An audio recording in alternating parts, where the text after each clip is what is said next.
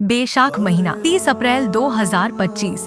वैशाख महीने की शुक्ल पक्ष की तृतीया तिथि। इस पावन दिन पर कोई भी शुभ कार्य करे वो कभी नहीं रुकेगा और फल अक्षय रहेगा। अगर आप किसी भी समस्या से जूझ रहे हैं तो इस दिन किया गया एक छोटा सा उपाय भी आपके जीवन में बड़ा पॉजिटिव बदलाव ला सकता है। तो चलिए जानते हैं 5 छोटे लेकिन चमत्कारी उपाय। आप लोग नोट कर लीजिए।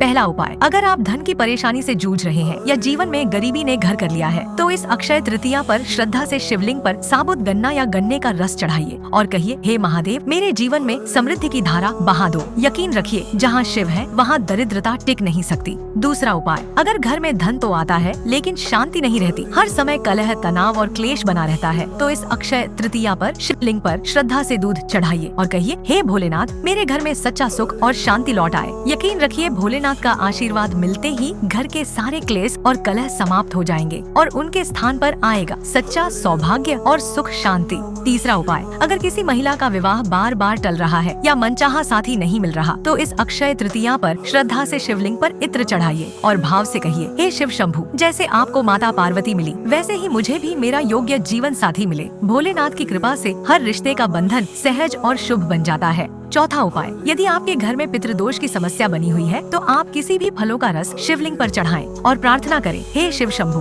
पितरों की आत्मा को शांति प्रदान करें और उनके आशीर्वाद से हमारे घर में सुख शांति का वास हो। भोलेनाथ की कृपा से पितृदोष समाप्त होता है और घर में सकारात्मक ऊर्जा का संचार होता है। पांचवा उपाय, यदि आप किसी भी ग्रहों से परेशान हैं, चाहे वह राहु हो, केतु हो, शनि हो या कोई भी ग्रह हो, तो आप शिवलिंग पर दही चढ़ाएं। श्रद्धा और विश्वास से यह उपाय करें और प्रार्थना करें, हे शिव शंभु, जैसे आपने समस्त संसार के संतुलन को बनाए रखा है वैसे ही मेरे जीवन में ग्रहों के प्रभाव को शांत करें और मुझे शांति और सुख की प्राप्ति हो। भोलेनाथ की कृपा से ग्रहों के कष्ट दूर होते हैं और जीवन में समृद्धि और सुख का वास होता है। यदि कोई बच्चा पढ़ाई में कमजोर है या उसकी बुद्धि में कमी महसूस हो रही है तो आप शिवलिंग की पिट्टी पर घी चढ़ाएं। यह उपाय श्रद्धा और विश्वास से करें और साथ में यह प्रार्थना करें, हे महादेव, जैसे आपने ज्ञान और विवेक के साथ समस्त संसार का कल्याण किया है वैसे ही मेरे बच्चे की बुद्धि को तेज और प्रगल्भ करे, उसकी पढ़ाई में रुचि बढ़े और वह हर क्षेत्र में सफलता प्राप्त करे। भोलेनाथ की कृपा से बच्चे की बुद्धि में तीव्रता आती है और वह अपनी पढ़ाई में उत्कृष्टता प्राप्त करता है। इस दिन को कई स्थानों पर आखातीज भी कहते हैं, जिसका अर्थ है कभी खत्म न होने वाला शुभ फल।